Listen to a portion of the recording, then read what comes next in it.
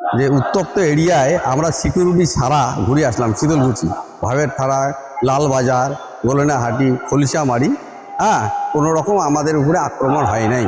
এই রাজ্যের দীর্ঘদিন যাবৎ কেন্দ্র বিরোধী সরকার চলছিল, তাই না? বামফ্রন্ট আমলে না 34 বছর এখানে বামফ্রন্ট শাসন, কেন্দ্রে কংগ্রেস সরকার, এবং এখন কেন্দ্রে বিজেপি সরকার, আর রাজ্যে হলো টিএমসি সরকার।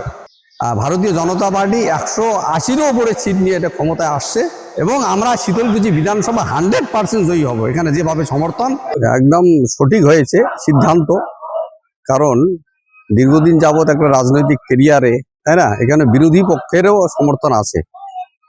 যে উত্তপ্ত এরিয়ায় আমরা সিকিউরিটি ছাড়া ঘুরে আসলাম। শীতলকুচি, ভাবের থাড়া, লালবাজার, গোলেনাহাটি, খলিশামারি, কোনো রকম আমাদের উপরে আক্রমণ হয় নাই।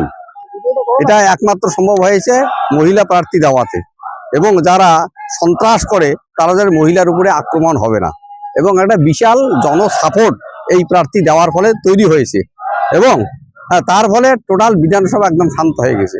প্রার্থী সিকিউরিটি ছাড়া টোটাল বিধানসভা ঘুরতেছে। এই রাজ্যের দীর্ঘদিন যাবৎ কেন্দ্র বিরোধী সরকার চলছিল, তাই না? বামফ্রন্ট আমলে না 34 বছর এখানে বামফ্রন্ট শাসন, কেন্দ্রে কংগ্রেস সরকার, এবং এখন কেন্দ্রে বিজেপি সরকার, আর রাজ্যে হলো টিএমসি সরকার।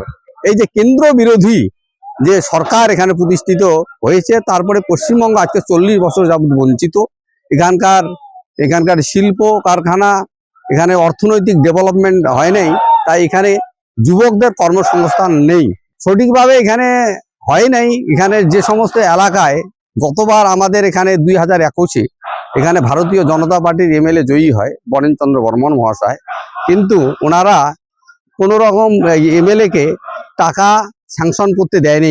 এমএলএর দ্বারা কোনো কাজ হয় নাই, এবং সেই সমস্ত বিজেপি সমর্থিত অঞ্চলগুলিতে এখানে তারা কাজ করে নাই। এবারে তারা বঞ্চিত করেছে উন্নয়ন থেকে। এখানে পশ্চিমবঙ্গে এবার ভারতীয় জনতা পার্টি 180-এরও উপরে সিট নিয়ে এটা ক্ষমতায় আসছে, এবং আমরা শীতলকুচি বিধানসভা 100% জয়ী হব। এখানে যেভাবে সমর্থন, এবং এখানে দলে দলে টিএমসির থেকে এখানে যোগদান দেওয়ার জন্য লিস্ট তৈরি হয়েছে। এখানে হিন্দু মুসলিম সবাই সাপোর্ট করতেছে, এবং আমরা 130 নম্বর বুথে গেছিলাম, পাশের 130 নম্বর বুথ খলিশামারি, ওখানে সংখ্যালঘুরা বলছে আমরা এই বুথ লিড দিয়ে তারপর আমরা বিজেপিতে জয়েন করব।